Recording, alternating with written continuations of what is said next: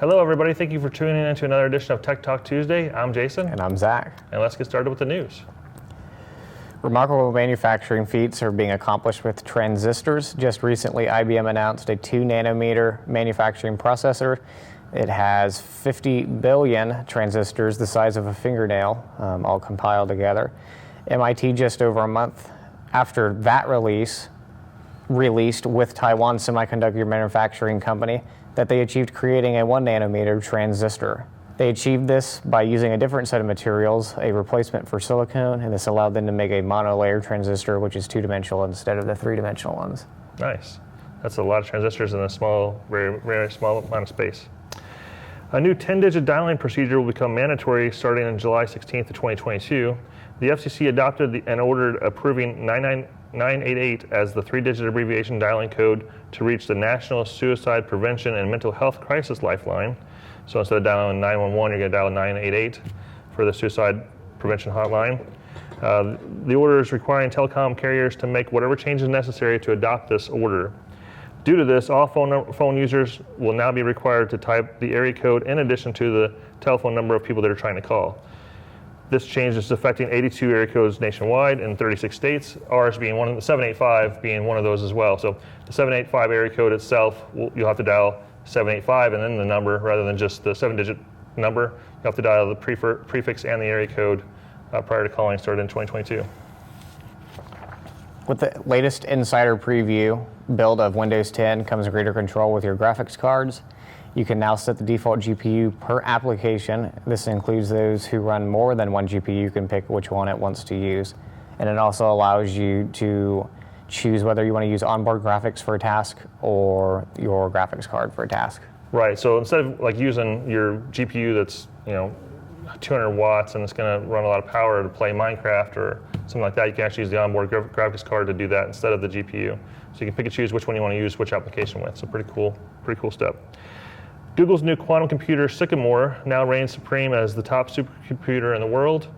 In regards to supercomputers that are quantum-based.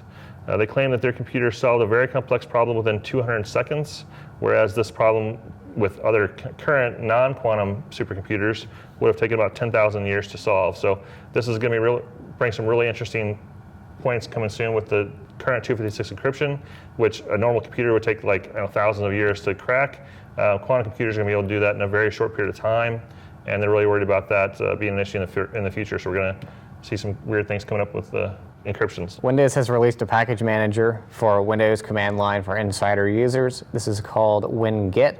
It increases the ease of installing applications that are supported by this package manager. This can act as a bypass for the Microsoft Store because of the command line functionality. I think it's really cool that Windows is finally getting one of these. They have them all over the Linux world, but Windows hasn't had one yet. Yeah, I'm interested to see how this is going to make installs easier for specific programs like, say, GeForce Experience or AMD, some real basic ones. I'm sure it'll be closely guarded in regards to which ones they'll allow on the software program, but yeah, interesting things to come on that. JBS USA, the United States' top beef producer and second largest pork producer, suffered a cyber attack last week, prompted a shutdown of many of the systems in the plant in the U.S. and around the world. Tuesday evening, the United and Commercial Workers Union reported that all U.S. JBS plants were shut down, supposedly shooting for a reopening last Wednesday. Researchers and scientists claim they have finally sequenced all the human genome. The work is currently under peer review, but if it holds up, it could change medicine forever. Yeah, we've been decrypting it piece by piece, and it takes about 1.5 gigabytes of information you can store on a computer for this drive, but it seems like they've actually sequenced the whole genome, and this will allow us to start really getting into what we can do to cure cancer, or maybe you want to turn your eyes blue. There should be some interesting things in the future on that, but that's exciting to me. Norton LifeLock, a company of Norton Antivirus, released that it will now be integrating cryptocurrency mining capabilities. They are beginning to roll this feature out to the Norton Early Adopter Program. It will mine Ethereum. The crypto will be stored in Norton's wallet, and you'll be able to exchange it to Coinbase Exchange. I'm not sure I'm a huge fan of this. Norton in general, it uses a lot of resources just to keep itself going for the antivirus program. As you're aware, we're pretty big proponents of just using the basic Windows Defender and having really good practices of not clicking on stuff you shouldn't click on. But this is just going to be even more taxing on the computer. their hopes is that you can keep Norton running, so you have antivirus still going while you're mining. Currently, you have to turn a lot of features and programs off, even on Windows Defender, to be able to mine correctly because of the software that's out there and what's running it. So I'm kind of curious about how this is going to work out. It might be a good thing for people that really want to be safe, but it's also going to be very taxing on the computer. It is being speculated that Microsoft may soon announce a Windows 11 operating system. It may be a big change for the user experience, the reports say. And Microsoft is hosting a virtual event on June 24th of this month that may announce this, or may not. I'm kind of curious about what's your least favorite operating system for Windows so far? Have you used Vista before? Probably 8. 8 hands 8 was down. pretty bad. 8 hands down. 8 was pretty bad. Vista was pretty bad. Millennium Edition was pretty bad. But hopefully 11. It seems like they have a good one or a good 2, and then skip one. And one's kind of not very good. I hope that Windows 11 is, or whatever they're going to call it, is a good version. For this week's tech tip, Jason is going to bring it to you. All right. So when you're shutting down a computer, we're going to switch back and forth to this. But whenever you have your power button, you don't want to sit there and just hold that in and turn the computer off with a hard stop. What that's going to do is going to cause it to just immediately stop getting power, and it's not going to let Windows shut down the programs it needs to shut down properly. If you guys do this regularly, like just shut it down like that all the time, it's not a very good idea to do that. It's the same when you close your laptop and then leave it unplugged, but sitting in a bag somewhere for a day. At some point, when the battery runs out, it's just going to do a hard stop and shut it down improperly. So what you want to do is just, after we get in, down the bottom left-hand corner, and this might go onto the screen, but you're going to click on the little Windows icon, go up to the power button, and click on Shut Down. If you do that right, then that's the right way to shut it down. It gives Windows a chance to close all the programs that's running and saves your computer over time. All right, on today's product spotlight, we're going to be going over the proper procedure to have different users levels for your computer. When you guys get your computers, what you have normally is you log in as one person. Well, if you don't log in separately, you will be logged into the administrative rights profile, which means that you can install programs and delete programs and do basically anything that you want to as the main administrator on the computer. But it also opens you up to cyber attacks and people get on your computer that will have administrative rights as well. So what we're going to talk about today is how to create an additional user that's a standard user, and then how to keep the administrative user as a separate user and just log in with that, or you can actually just put in your password for the administrator, giving you the opportunity to not have to worry about cyber attacks quite as much. So what you're going to do is go down to the little Windows icon and type in users. You're going to go to add, edit, or remove other users. Currently we're signed up as 1. You can either add a family member, or you can actually add someone else to this PC. We're going to do add someone else to this PC. Now we're already on the administrative profile, but I'm actually going to create an additional one that's an administrator and one more that's a standard user. So I'm going to click on, I do not have this person's sign information, but if you do, you go ahead and log in with your Microsoft information here, which I recommend doing because you'll need that for your ransomware protection and the BitLocker encryption that we're going to talk about as well. But for right now, what we're going to do is click on this and say, I don't have this person's sign information. We're going to go to add a user without a Microsoft account. We're going to call this user 1.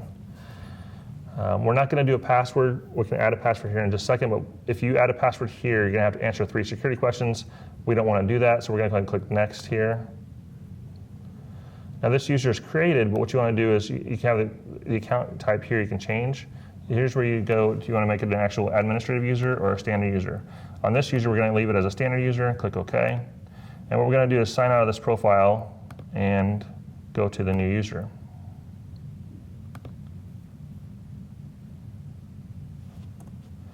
So here we're going to sign in to user number 1 and go through the standard kind of sort of setup process.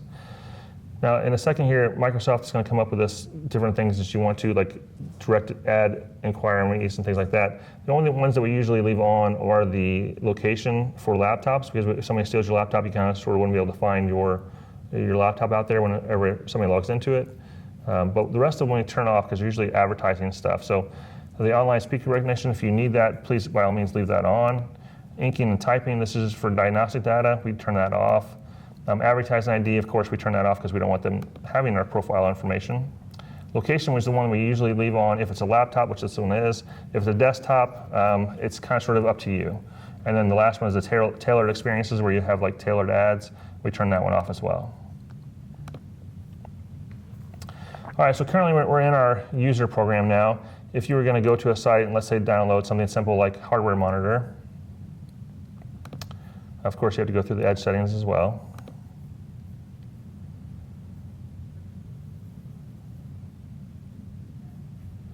It has gotten better. Edge has gotten better overall, I think, than It definitely runs a lot better. Yeah, than what it now was. Than what it used to, but this little thing it does at the start's pretty annoying.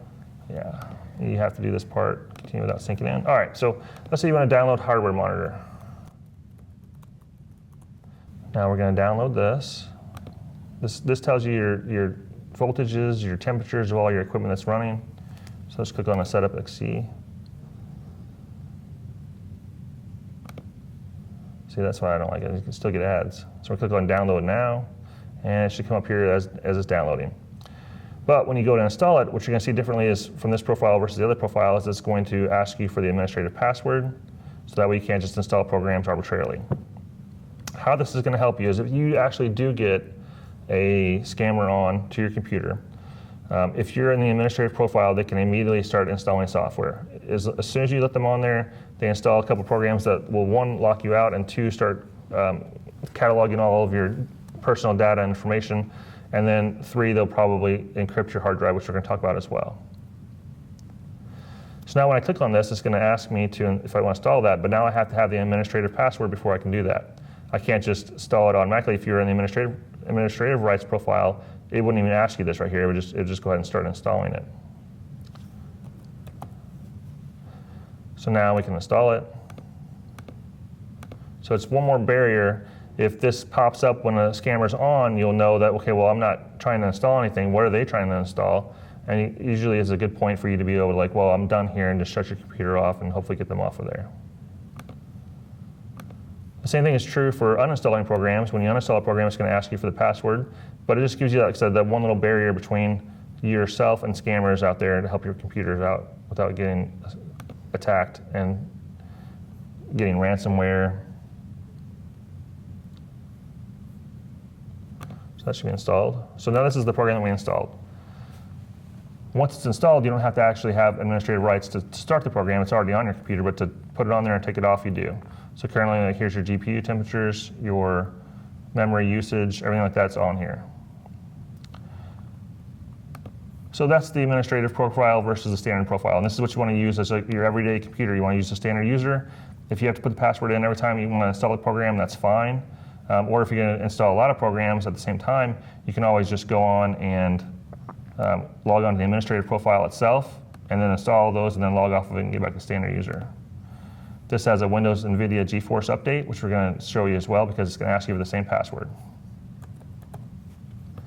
And now we can install that.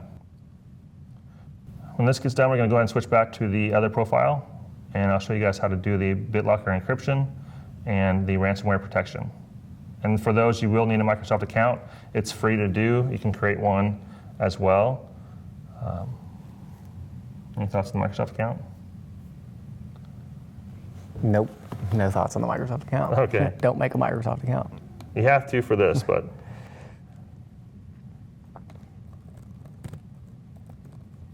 So this is going to install the drivers for the GeForce video card that's built in this computer, which has a discrete video card, a 1660, I think Ti or Super.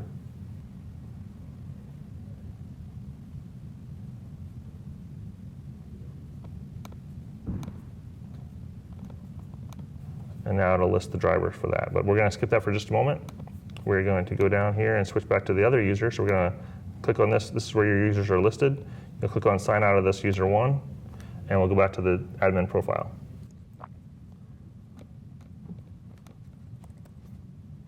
All right, so when you're on here, you can actually go, so what the scammers will do, they'll actually go to the encryption. If they're very mean, they'll go to the encryption side and they'll encrypt all your folders and basically ransomware out your computer. So if you go to encryption settings, if you go down a little white block and type in encryption, you can click on the device encryption settings, and this is where you can go on to actually turn this on, so that way your settings are on your computer and that's it. But if you lose this encryption password, it might as well just be ransomware. So you definitely have to have that saved in several locations. I would put it in a safety deposit box. I would do whatever you have to do to keep that password, but then they can't turn this on for you and encrypt your hard drive. The other thing you can do is go to Windows Security. You can get there by clicking on this side here, or you can just type in security. That seems like the older profile. Let's go to a different one. Check for updates, and then over here it's going to be in Windows Security here again as well. But this has virus and threat protections on, account protections on, firewalls on, app browser controls on. All those are already on. If yours aren't on, you need to sign on to a Microsoft account to turn on this one. I believe this app and browser control. It's better if you're signed into the Windows user for that. So we're already signed in on our profile.